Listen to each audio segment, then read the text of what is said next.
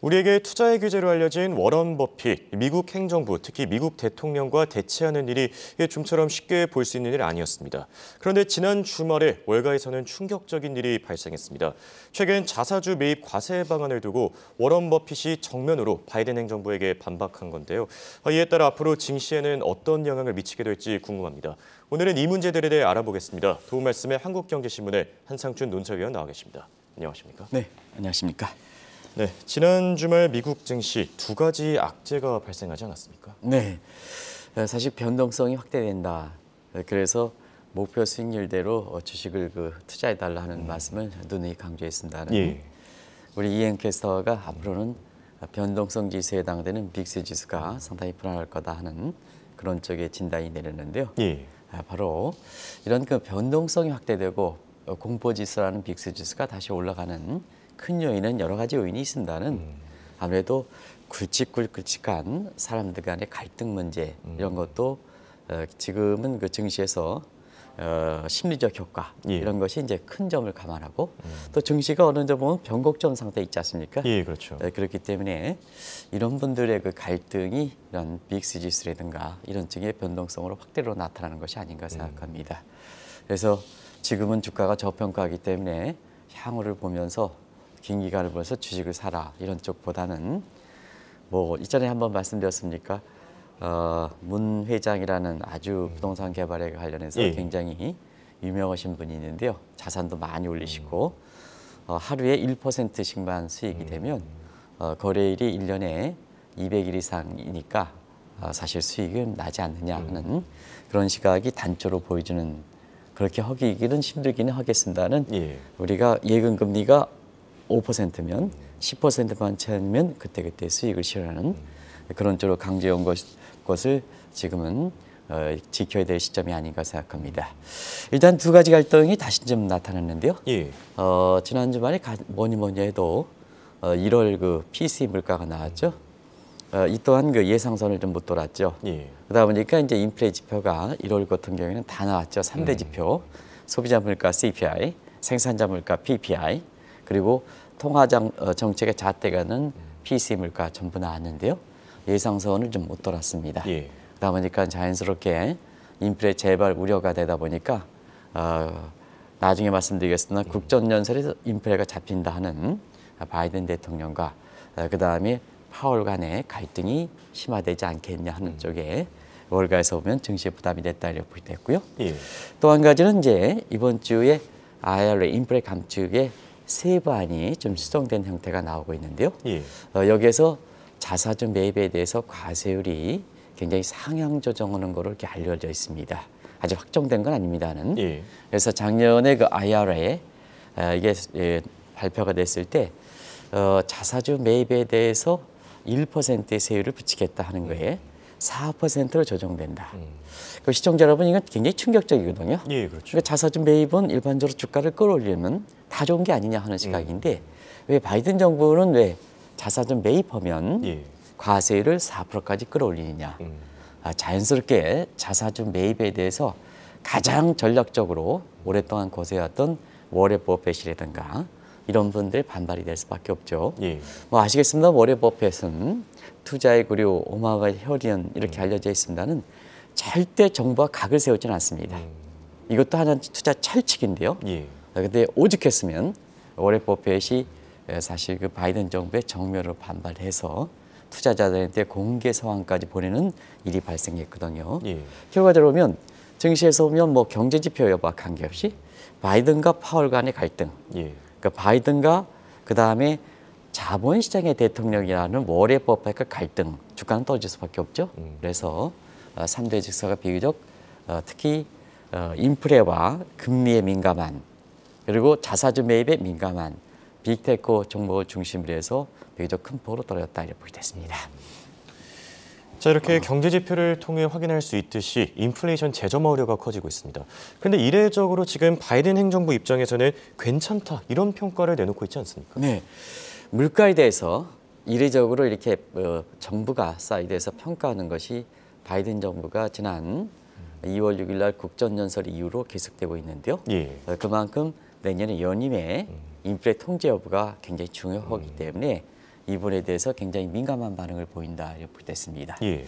1월 그 소비자 물가 상승에 이어서 생산자 물가 그다음에 PC 물가가 나온 것을 해서 3대 지표가 예상선에 높게 나오자 사실 파월이라든가 페드가 금리를 다시 올리는 게 아니냐 하는 시각에 누구나 추측을 가질 수밖에 없거든요. 예. 그러다 보니까 바이든 대통령이 국정연설에서 국정연설에서 2월 6일이니까 잉크도 마르기 전에 그때도 시청자 여러분이 기억나시겠습니다만 인플레가 통제하고 있다는 얘기가 예. 있었거든요.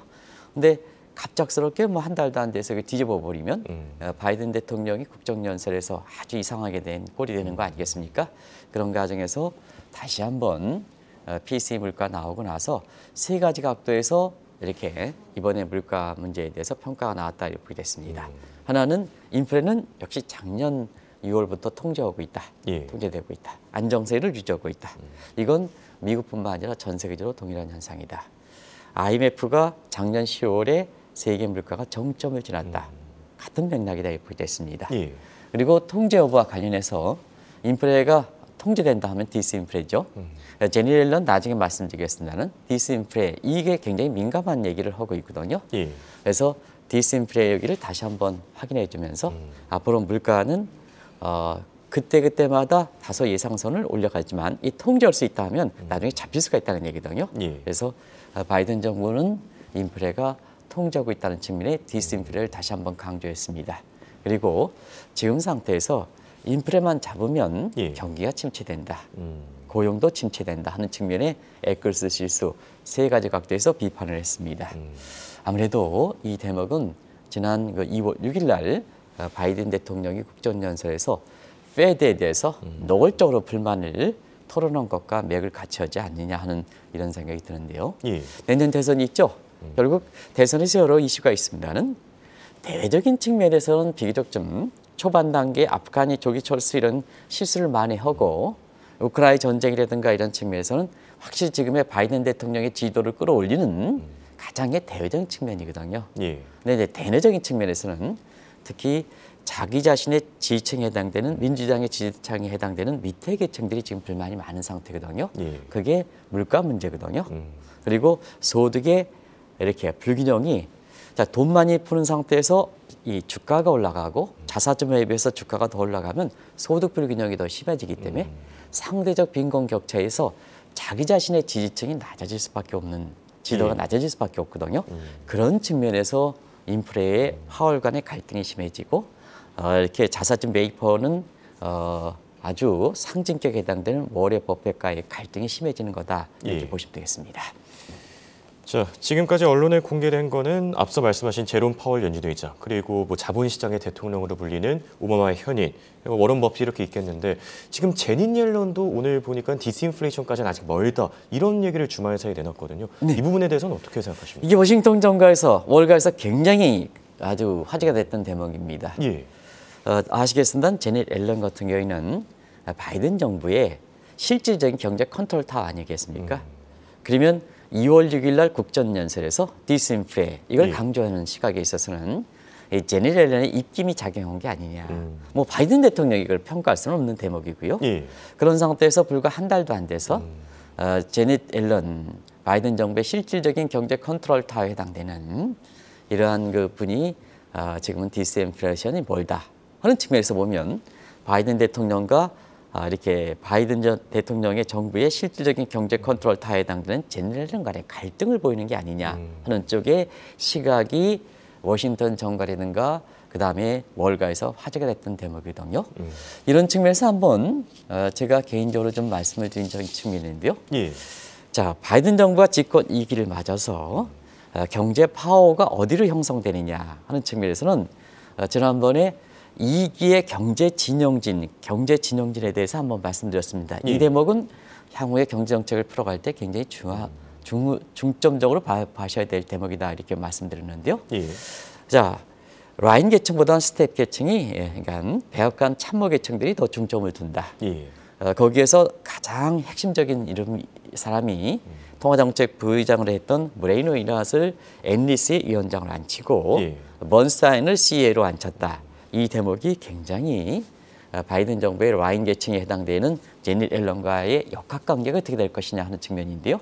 역시나 지금 바이든 대통령의 참모지를 받아서 디스인플레에 대해서 이렇게 여전히 자신감을 보이는 데 대해서 바이든 정부의 실적인 라인의 컨트롤타에 해당되는 제닛 앨런이 이 문제는 멀었다 하는 측면에서는 결과적으로 보면 제닛 앨런도 과거에 페드의 여성 첫 의장을 했던 상황이거든요. 예. 그런 과정에서는 지금에서 바이든 정부의 경제 강요들 사이에 스텝과 라인 계층의 갈등을 이렇게 빚는 것이 아닌가 하는 측면에서 이 또한 앞으로 어떤 쪽으로 봉합될 것이냐 하는 측면, 과연 제닛 앨런이 재무장관으로서 탈락될 것이냐, 예.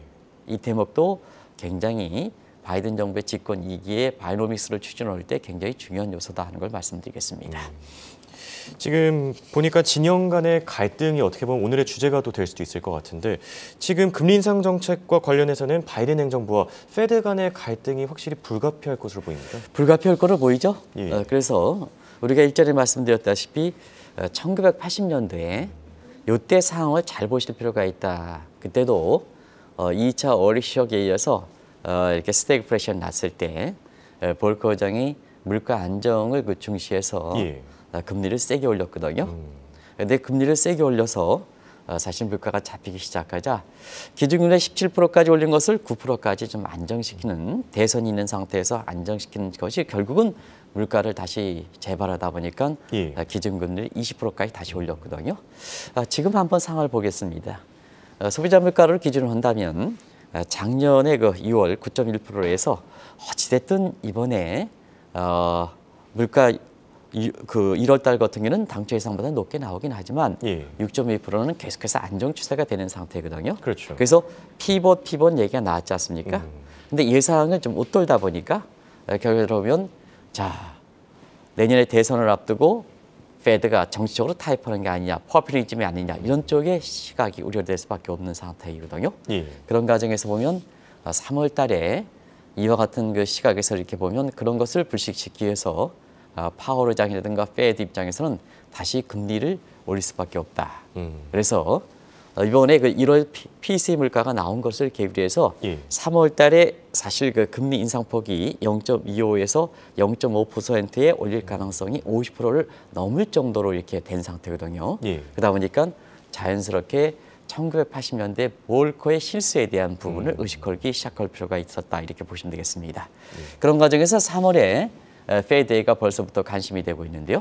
일단은 금리 인상폭이 0.25로 기대 수준으로 가져가면 증시에 부담이 안 된다. 예. 근데 0.25%포인트 인상에 기대가 있는 상태에서 0.5%포인트로 가면 증시에 부담이 된다. 그러면 그런 것으로 실제로 가져갈 수 있을 때는 자, 일단은 3월 달에 보면 분기 전망이기 때문에 분기 페드이기 때문에 경제 전망이 수정이 나옵니다. 예. 12월 달에 올해 성장률이 0.5%죠. 이게 1%에서 1.5%, 지금 1.5% 가깝게 나올 거라고 이렇게 보고 있습니다. 예. 그러면 경제에 대해서 부담이 없다. 근데 물가는 3대 지표가 예상선을 웃돈다. 그럼 페드 입장에서는 볼커의 실수를 저지르지 않게 해서는 금리를 올릴 수밖에 없느냐. 그런 측면에서 보면 사실 점도표가 어떻게 나올 것이냐, 다포르트가 어떻게 나올 것이냐, 이런 것이 관심이 될 수밖에 없거든요. 예. 그런 과정에서 다포르트의 최고 금리 문제에 대해서 지난 주말에 유난히도 많이 나왔습니다.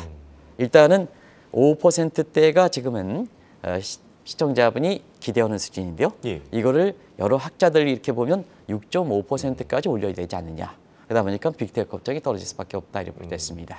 아무튼 간에 3월 달에 경제 전망이 성장률이 어떻게 상향 조정될지, 거기에 따라서 사실 다포르트 상의 페드의 멤버들이 어떻게 점도표상을 그려나갈지, 예. 그게 평균적에 해당되는 최고 금리에 이것이 5%, 6%로 이렇게 될지, 이 대목이 지금은 다소나마 투자자분들이 1월 달에 사실 1월 효과를 가는 측면에서의 위험 자산의 선호 심리보다는 상당히 불안한 요소로 작용할 수 있는 수준이기 때문에 예. 이현 앵커랑 이현 캐스터랑 홍 앵커가 말씀하신 대로 빅스 지수가 앞으로는 불안하다, 이런 예상들이 나오는 거다, 이렇게 됐습니다. 네. 말씀하신 대로 성장률과 최고금리, 거기에 또 금리 인상 전망까지 이 다양한 요소들을 체크해봐야 될 것 같은데 그런 만큼 증시를 보는 향후 시각이 앞으로도 많이 엇갈릴 것 같습니다. 네, 상당히 엇갈릴 것 같죠. 예. 그래서 우리가 1994년 그다음에 우리 1999년 이후 상황을 이렇게 비교해 드린 겁니다. 예. 그런 과정에서 1994년에 펀더멘탈이 괜찮으면 증시는 버텨나가는 거고 1999년 것처럼 주가가 경기가 안 좋으면 증시는 의외로 이렇게 하락할 것이다 하는 측면인데요.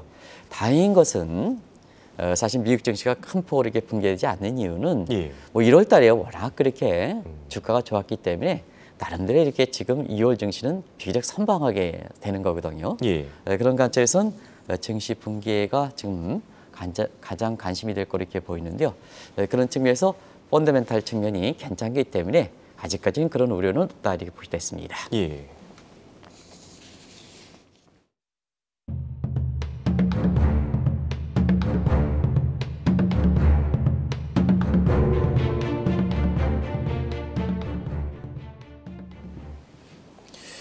지금 인플레이션을 놓고 바이든 행정부가 이 페드와 파웰 의장 간의 이 갈등이 표면화되고 있습니다. 이번에는 자사주 매입 과세 문제를 놓고 버핏 회장과의 갈등이 표면화되고 있다. 이러지 않습니까? 네. 사실은 국정연설에서 어느 정도 시사점을 던져줬고 작년 8월에 IRR법이 처음으로 이렇게 나왔을 때 자사주 매입에 대한 과세 방침 이것은 아마 월가에 알려지기 시작했다 이렇게 보겠습니다. 국정연설에서 굉장히 두 가지 사항을 강조했죠. 빅테크 반독점 규제 부분, 그다음에 초부유세 도입 문제를 강조했습니다. 그런데 지금 명시적으로 초부유세 도입하기에는 하원이 지금 그 공화당이 이렇게 다수당인 입장에서 볼 때는 명시적으로 세제에 초부유세를 도입해서 이걸 도입하기가 상당히 어려운 측면입니다. 그런 측면에서는 초부유세에 해당돼 쿼사이 초부유세에 해당되는 자사주 매입 방침에 대해서 과세를 하는 이게 바이든 정부가 지금 나온 겁니다. 아시겠습니다는 한번 보겠습니다. 자사주 매입하면 주가를 끌어올린다. 물론 지분 관계에 따라서 다르겠습니다는 바이든 정부는 충분하게 지금 주식을 중하위 계층들은 그렇게 주식을 갖고 있는 사람들이 그렇게 많지는 않거든요. 대중화됐다 하더라도 미국도 마찬가지로 대부분 다 있는 사람들이 다 이게 가게 되거든요. 그럼 자사주 매입한다, 주가 올라간다, 소득 불균형 더 심화되겠죠. 그렇죠. 상대적 빈곤감이 더 격제되니까 민주당의 지지층들은 바이든 정부에 대해서 신뢰를, 지지도를 올려주지는 않겠죠. 두 번째 측면은 워렌 버핏도 자사주 매입에서 재원된 가지고 지금 문제가 되는 기업 사냥의 도구로 M&A 방안으로 활용하고 있다는 얘기입니다. 그러다 보니까 독점 문제가 더 심해지는 거죠. 독점 문제가. 그런 과정에서 지금은 자 이렇게 워렌 버핏이라든가 이런 사람들이 자 투자해서 이익이 났으면 자사주 매입하지 말고 그 자사주 매입 대금으로 설비 투자라든가 이런 쪽으로 하라는 얘기입니다. 그 대목은 제가 IRR법과 왜 연관되어 있느냐 하는 것을 말씀드리겠습니다. 그래서 뭐냐 이렇게 설비 투자를 하면 경기가 부양되지 않겠느냐 하는 측면의 이 대목이거든요. 그래서 뭐냐 작년에 8월에 IRR 도입할 때 자사주 매입에 대해서 과세하는 방안이 1%인데 이게 좀 너무 작다 하는 측면에서 초부유세가 명시적으로 도입되지 않을 때는 소득 불균형도 줄이고 기업 산액에서 기업의 형평성도 가져가고 바이든 정부는 초기에 국민의 화합과 통합을 강조했기 때문에 이것을 이렇게 완성한다는 측면에서 보면 사실 1%까지가 안 된다. 4%까지가 한다. 그러면 시청자 여러분 자사주 매입 과세에 대해서 4% 이렇게 하면 굉장히 초부유세에 버금되는 거거든요. 그렇죠. 자연스럽게 법의 입장에서는 자사주 매입 절대적으로 대통령과 갈등을 빚지 않는 워렌 버핏이 자사주 매입이 뭐냐. 바이든 대통령을 직접적으로 이렇게 겨냥한 거죠. 경제 문외한의 조치다. 그리고 정치 선동가의 조치다. 여기서 이제 버핏의 극단적 얘기가 나죠. 정치 선동가의 모지다. 바이든 대통령이 얘기를 한 얘기거든요. 그렇죠. 그래서 버핏과 바이든 대통령의 갈등이 나오고 있다. 정치적인 측면에서는 굉장히 중요한 대목이다 하는 것을 말씀드리겠습니다. 그렇다면 자사주 매입 과세와 인플레이션 감축법이 어떤 연관성이 있는지 이거를 알기 위해서는 우선 IRA가 무엇인지 다시 한번 정리해야 될 것 같습니다. 네, IRA가 사실은 많은 전문가에서의 전기차 보조금 문제라고 이렇게 얘기했습니다는 그건 상당히 부수적 얘기입니다. 우리가 시간이 많이 경과됐기 때문에 IRA는 어디에서 태동됐는가를 우리 정영국 PD께서 통세지로 보여주겠습니다. 바이든 정부 출범 초에 아메리칸 레스큐 플랜 이 연안이거든요. 두 가지 내용이 있습니다. 뉴딜 정책에 일자리 창출, 인프라 확충을 통해서 일자리 확충하겠다. 두 번째는 신 오바마노믹스에서, 왜냐하면 오바마 대통령 시절에 바이든 대통령이 부통령 역할을 했거든요. 예. 이런 측면에서는 사회복지 인프라를 확충시키겠다 하는 대목이거든요.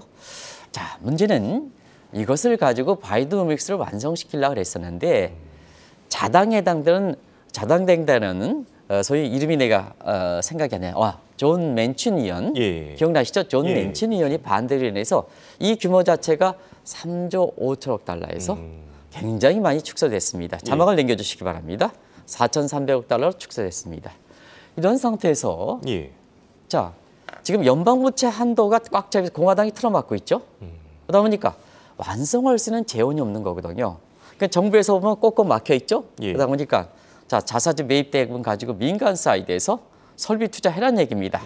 설비 투자해라, 인프라에 투자해라. 그래야 한편에서 인프라 확충돼서 일자리 창출하는 문제.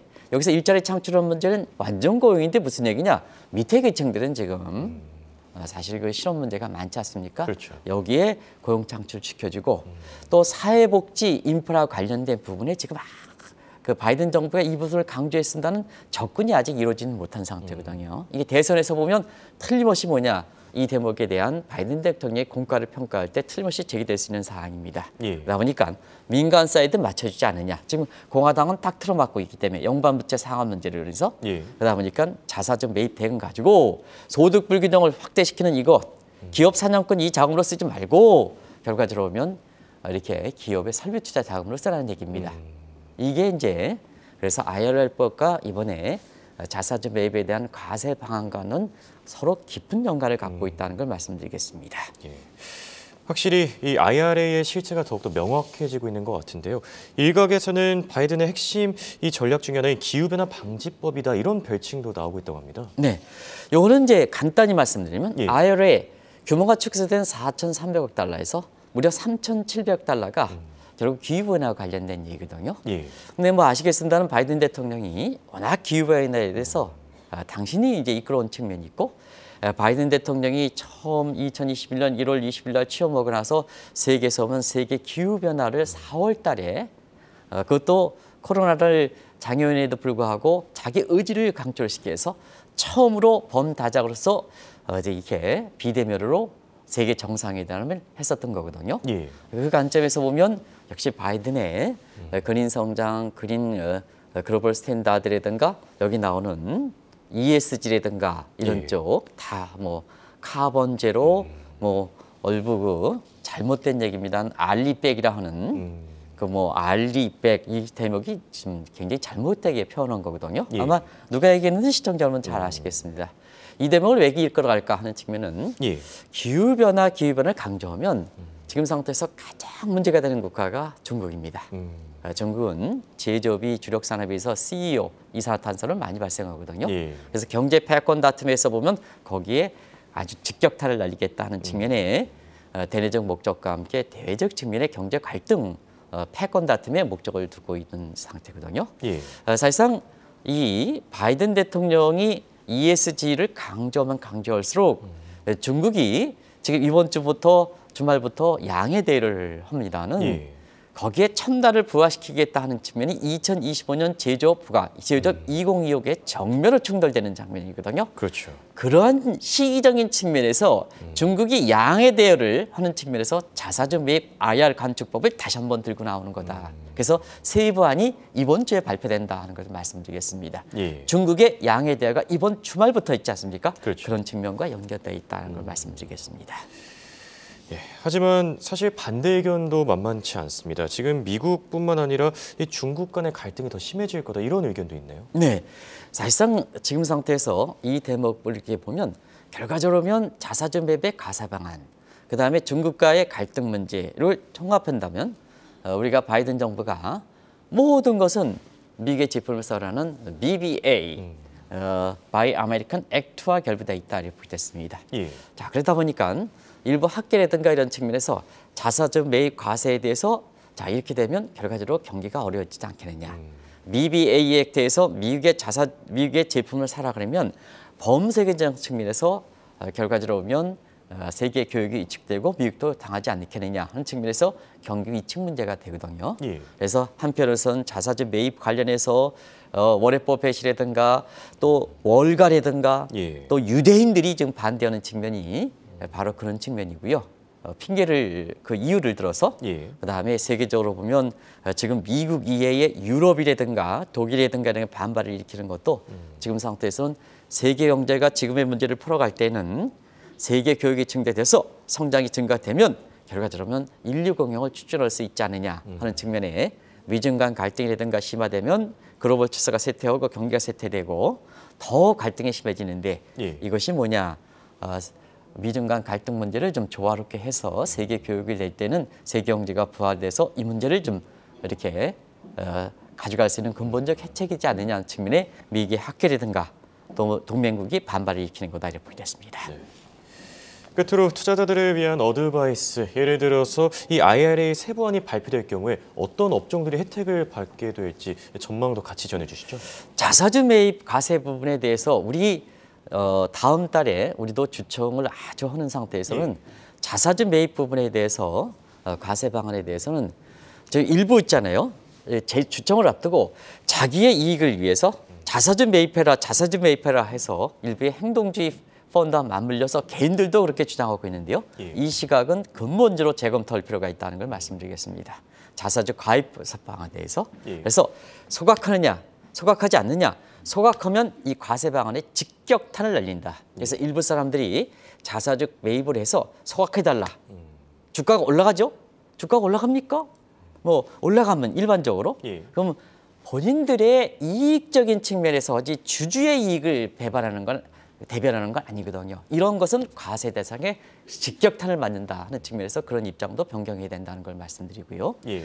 IRA 이렇게 문제에 관련해서는 전기차 문제가 아니라 이제는 세부안에 어떤 내용을 포함할 것이냐 하는 측면에서 단순히 전기차에 보조금이 주느냐 마느냐 전기차에 대해서 우리가 분류하기보다는 저렇게 세부안이 나오다 보니까 예. 이런 업종에 대해서 굉장히 이렇게 관심이 될 필요가 있다는 걸 말씀드리고 지난주에 말에 반도체 관련돼서 NDVR이라든가 이런 것이 물론 주말에 떨어지긴 했지만 굉장히 전달에 12%째 올랐지 않습니까? 예. 이 IRA 감축법이라든가 이런 반도체라든가 이런 게 혜택이 있기 때문에 그런 측면도 있다고 보겠습니다. 그래서 이런 여러 가지 묶어서 한국경제신문이 이렇게 내놨던 캐디 30 ETF도 저의 8가지 해당되는 사항을 다 구성한 게 비중이 높은 상태거든요. 예. 다시 한번 관심을 가질 필요가 있다는 걸 말씀드리겠습니다. 예. 이렇게 오늘은 월가에서 주목을 받고 있는 바이든 행정부와 워런 버핏 간의 이 대격돌을 주제로 얘기 나눠봤습니다. 지금까지 도움 말씀을 한국경제신문의 한상춘 논설위원이었습니다. 네, 고맙습니다. 네, 고맙습니다.